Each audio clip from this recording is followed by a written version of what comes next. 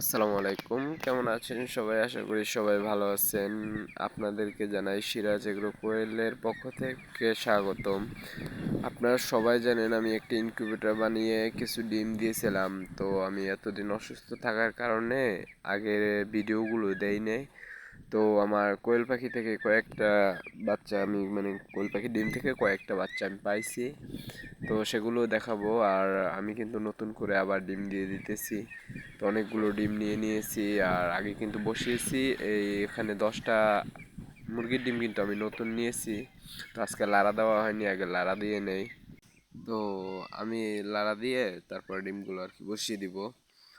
আর কথা হইতেছে, যারা যারা আমার চ্যানেলে নতুন সবাই কিন্তু চ্যানেলটাকে সাবস্ক্রাইব করে দিন। তো আমি 10টা মুরগির ডিম আগেরগুলো দেওয়া ছিল, এগুলো হচ্ছে দ্বিতীয় দিন দিয়ে দিয়েছি। এর জন্য এগুলোতে 2 লিখে দিয়েছি, যাতে আমার চিনতে কোনো সমস্যা না হয়। আর সবাই দোয়া করবেন। আগের আমি যতগুলো ডিম দিয়েছিলাম 30টা ডিম দিয়ে দিয়েছিলাম। তো কারেন্ট ছিল না, 4 দিন আপনাদের সাথে শেয়ার করছিলাম জানেন। তো এর জন্য সবগুলো ফোটেনি। তারপরও আমি আল্লাহর রহমতে 15টা ডিম আমার ফুটছিল, কিন্তু সেখান থেকে 13টা বাচ্চা ছিল।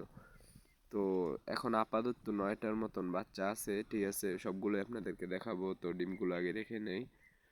তো আমি কিন্তু আমাকে একজন বলছে যে আরও কয়টা ডিম দিবে সে রাখার জন্য।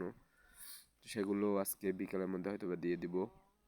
আর এই ডিম দেওয়ার সময় এই ডিমটা আমার টাক লাগছে, যে বড় ডিমগুলো রাখছি এই সময় ডিমগুলো টাক লাগছে।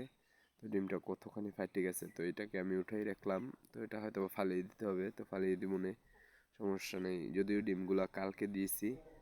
আর এই যে হচ্ছে আমার সেই পুচকু পুচকু বাচ্চাগুলা, দ্বিতীয় দিনের ভিডিও এটা। আমি আগে দেখাইতে পারিনি। আর এখনকার ভিডিও হচ্ছে এটা। এখন বর্তমানে পাখিগুলো 7 দিন বয়স। আমি ওদের জন্য একটা খাঁচা বানিয়ে সেইখানে রাখতে দিছি, খাবার পানি সবগুলোই ঠিক করে দিতেছি।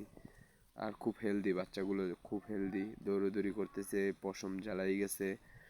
তো এই হচ্ছে ওদের একটা ছোট্ট খাঁচা বানিয়ে দিছি। সবাই আমার জন্য দোয়া করবেন। আল্লাহ হাফেজ।